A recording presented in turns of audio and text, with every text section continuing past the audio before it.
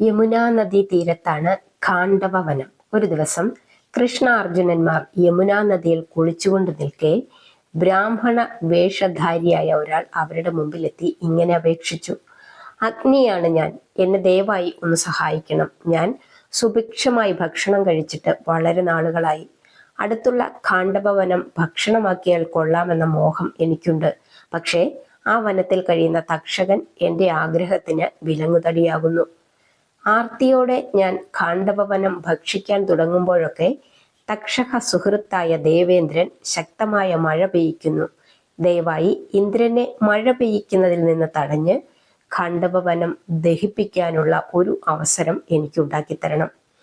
അപ്പോൾ പാർത്ഥൻ പറഞ്ഞു: അല്ലയോ അഗ്നി ഭഗവാൻ, എനിക്ക് ശക്തമായ ഒരു വില്ലും ശരമൊടുങ്ങാത്ത ആവനാഴിയും തരാമെങ്കിൽ അങ്ങയുടെ ആഗ്രഹം ഞാൻ സഫലീകരിച്ചു തരാം. അർജുനന്റെ വാക്കുകൾ കേട്ട അഗ്നി ഭഗവാൻ ആവശ്യപ്പെട്ടതനുസരിച്ച് വരുണൻ പ്രത്യക്ഷനായി. പാർത്ഥന് ഗാന്ധീവം എന്ന വില്ലും ശരമൊഴിയാത്ത ഒരു ആവനാഴിയും നൽകി. അഗ്നി ഖാണ്ഡവവനം ഭക്ഷിക്കുവാൻ തുടങ്ങി. വൃക്ഷങ്ങളും മൃഗങ്ങളും പക്ഷികളുമൊക്കെ വെന്തെരിയാൻ തുടങ്ങി.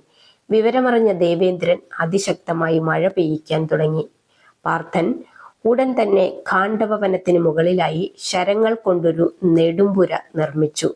ഒരു തുള്ളി വെള്ളം പോലും വനത്തിനകത്ത് വീഴാൻ പറ്റാത്ത അവസ്ഥയായതിനാൽ അഗ്നിക്ക് നിർബാധം വനം മുഴുവനും ഭക്ഷിക്കാൻ കഴിഞ്ഞു.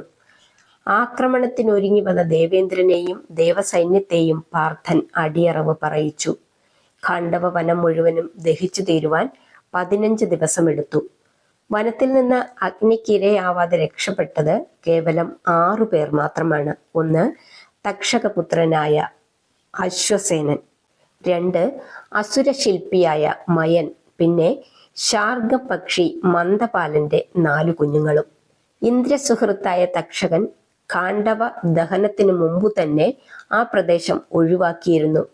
തൻ്റെ സുഹൃത്തായ തക്ഷകനും അവന്റെ പുത്രനും യാതൊരു അപകടവും സംഭവിക്കാതെ അഗ്നിയുടെ ആഗ്രഹം സാധിപ്പിച്ചു കൊടുത്തതിനാൽ പാർത്ഥനോട് ഇന്ദ്രന് അതിയായ സ്നേഹം തോന്നി.